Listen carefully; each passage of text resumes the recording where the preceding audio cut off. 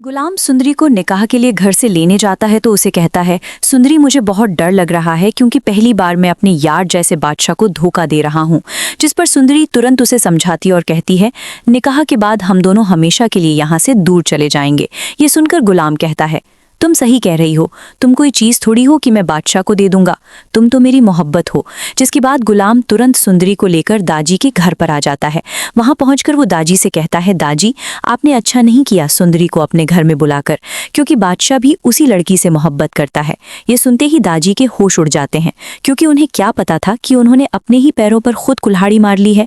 तभी खुर्शीद सुंदरी को देखती है तो वो बहुत ज्यादा खुश होती है और तुरंत उसे अपने गले लगा लेती है। सुंदरी उसे कहती है, अम्मी गुलाम ने मेरा बहुत ख्याल रखा है और अब मैं उसी से शादी कर रही हूँ। और उसी वक्त पीछे से बादशाह खुर्शीद के कमरे में आ जाता है। अपनी मोहब्बत को अपने सामने देखकर बादशाह तुरंत उसके पास जाता है और सुंदरी के दोनों हाथ पकड़कर उससे कहता है, सुंदरी मैं तुमसे मोहब्बत करता हूँ, तुम मुझसे शादी कर लो।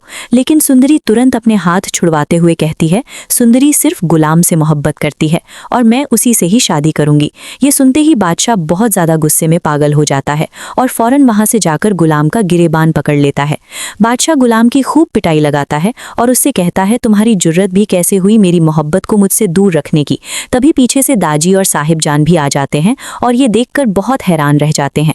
वहां पर खुर्शीद और सुंदरी भी पहुंच जाते हैं और सुंदरी रोते हुए बादशाह से कहती है, बादशाह छोड़ दो गुलाम को। लेकिन बादशाह तुरंत अपने बंदों से कहकर गुलाम को पकड़वा देता है और उसकी बहुत ज्यादा मार लगाता है। जिसके बाद गुलाम तुरंत गुलाम को एक कमरे में ले जाकर रस्सियों से बांधकर बंद करवा देता है।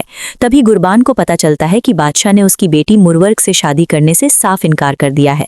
ये सुनकर गुरबान गुस्से में आग बबूला हो जाता है और उसी वक्त बादशाह पर गन तान देता है।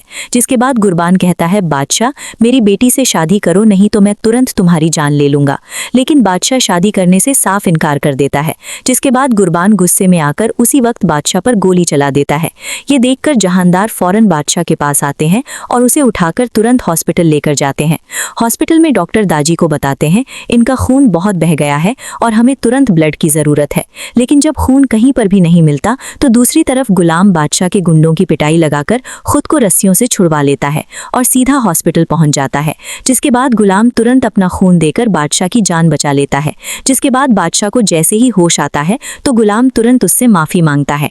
जिसके बाद गुलाम बादशाह से कहता है, बादशाह ये तुम्हारी मोहब्बत है, तुम ही सुंदरी से शादी करो। ये सुनकर गुरंत घर पहुंचता है तो खुर्शीद को बताता है कि मैं सुंदरी से शादी करूंगा।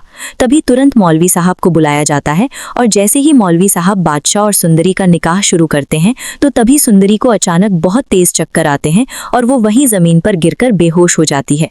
तो दोस्तों, आपको क्या लगता है, क्या बादशाह और सुंदरी की शादी हो पाएगी या सुंदरी सिर्फ गुलाम की ही रह जाएगी? इसके बारे में आपकी जो भी राय हो कमेंट सेक्शन में लाजमी बताइएगा।